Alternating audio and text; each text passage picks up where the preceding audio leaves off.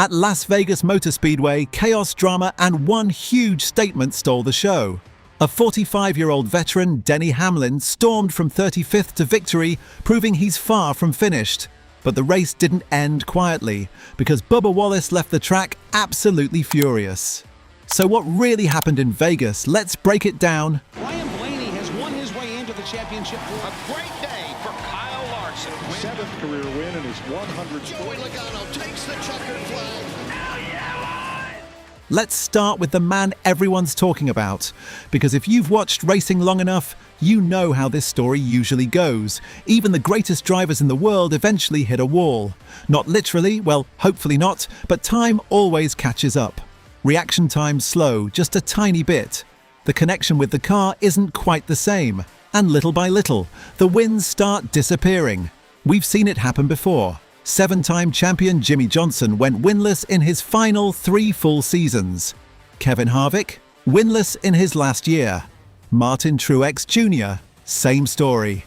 Toward the end, even legends like Dale Earnhardt Jr. and Tony Stewart looked like shadows of the drivers who once dominated the sport. And when Matt Kenseth came back during the COVID season, let's just say it didn't exactly look like the old Kenseth fans remembered. That's just racing. It's brutal. Time stays undefeated. But every once in a while, a driver shows up who basically looks at Father Time and says, "Yeah, not today." Jeff Gordon was still battling for championships in his final full-time season. Mark Martin did something even crazier, winning 5 races at 50 years old.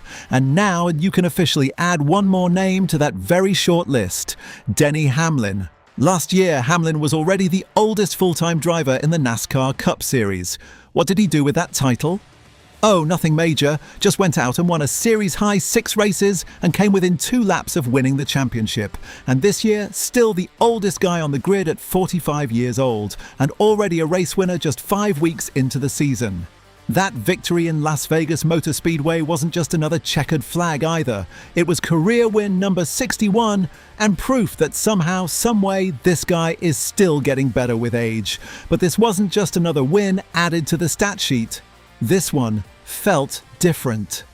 Back in the fall, Denny Hamlin captured career win number 60 at Las Vegas Motor Speedway, and that moment carried a lot more weight than a normal victory lane celebration. His father was there to see it in person. For the Hamlin family, that milestone had been years in the making, and sharing that moment together at the track meant everything. It was one of those rare racing memories that sticks with you long after the engines go quiet. Then the off-season came, and tragedy hit. Hamlin suddenly lost his father. And if you know how close they were, you know that kind of loss changes everything.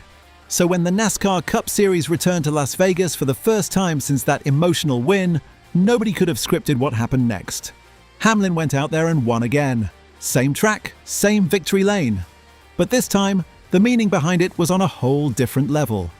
His daughters were there celebrating with him on the front stretch. His mother was in the stands, and the broadcast cameras caught her saying the 3 words every parent loves to say, "That's my boy."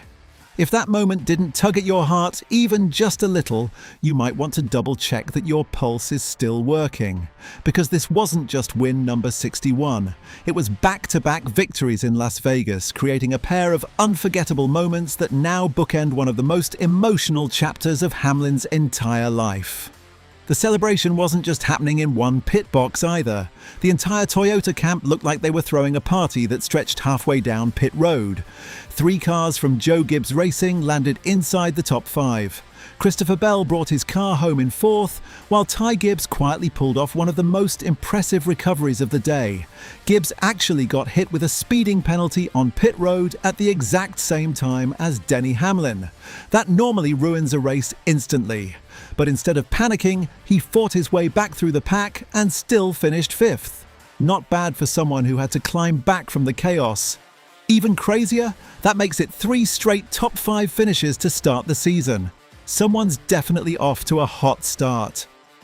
Right behind the winner, Chase Elliott crossed the line in 2nd, and honestly, that result might have surprised a lot of people.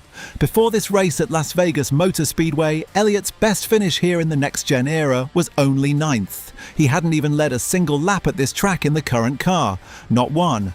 But this time, completely different story. He had genuine top 5 speed all day and was actually closing the gap on Hamlin in the final laps. For a moment there, it looked like the ending might get really interesting. And if you zoom out for a second, Elliott's season is starting to look scary good. 4th at Daytona 500, 7th at Echo Park Automotive Grand Prix, now 2nd in Las Vegas. The only messy race was at Phoenix Raceway, where he got tangled up in other drivers' problems. Other than that, pure consistency. Since the next-gen car arrived, Elliott actually holds the best average finish in the entire NASCAR Cup Series. And under today's playoff format, that kind of consistency is basically a championship weapon. Now this is where the race got a little spicy. Not on the track during the race, but right after the checkered flag. Ross Chastain finished 17th. Daniel Suarez came home 18th. 2 former teammates from Trackhouse Racing. And apparently, there is still some unfinished business between them. If you rewind the in-car footage from the final laps, Chastain made a bold move on the outside of Suarez for position.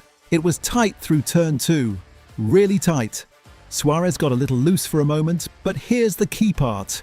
There was no actual contact.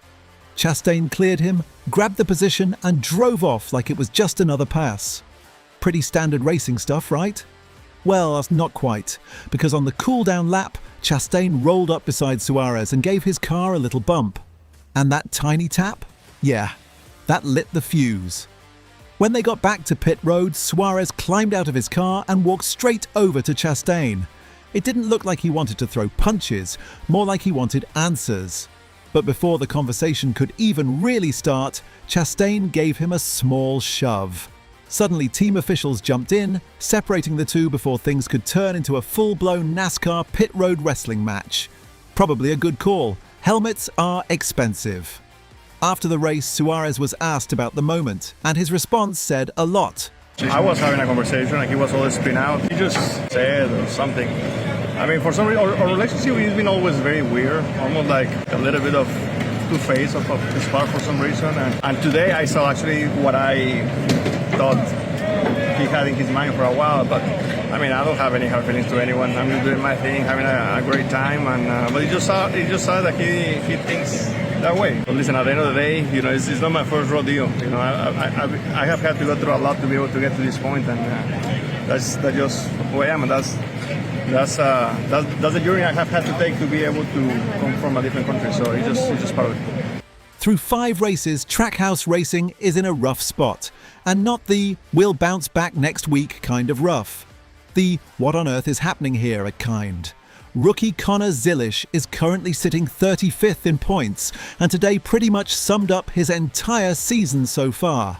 He was running in the mid-20s, nothing spectacular but solid for a rookie, when suddenly Ricky Stenhouse Jr. slowed to pull onto pit road. Zilisch had nowhere to go and drove straight into the back of him, just like that. Then there's Ross Chastain, who currently sits 20th in points and never even sniffed the top 13 during the race. For a driver who used to be known for charging to the front, sometimes a little too aggressively, it's been a surprisingly quiet start to the year, and the guy who was supposed to carry the momentum, Shane Van Gisbergen. He actually came into the weekend looking like the team's bright spot. 6th at Atlanta Motor Speedway, 11th at Phoenix Raceway, 5th in the overall standings entering the race. Fans finally had someone to point at and say, "Okay, at least things are working there." And then everything fell apart. On lap 1, a splitter issue completely wrecked his car's handling. The result? Dead last, 36th place. Just like that, he tumbled from 5th in points down to 16th, right on the edge of the playoff cut line in the NASCAR Cup Series. What makes this even more surprising is that just a couple of years ago, Trackhouse felt like the cool new powerhouse of NASCAR. The team was fast, aggressive, and even looked like a legitimate championship threat. Now they're sitting near the bottom of the manufacturer standings on the Chevy side, tied to a technical alliance that hasn't exactly been producing race-winning speed. Something clearly isn't clicking anymore. And in NASCAR, when the results start stacking up like this, patience doesn't usually last very long. If Trackhouse wants to get back to where it was, something is going to have to change, and quickly. If you enjoyed this breakdown, drop a like on the video, subscribe if you are new, and let us know down in the comments. Is Denny Hamlin a legitimate championship contender in 2026?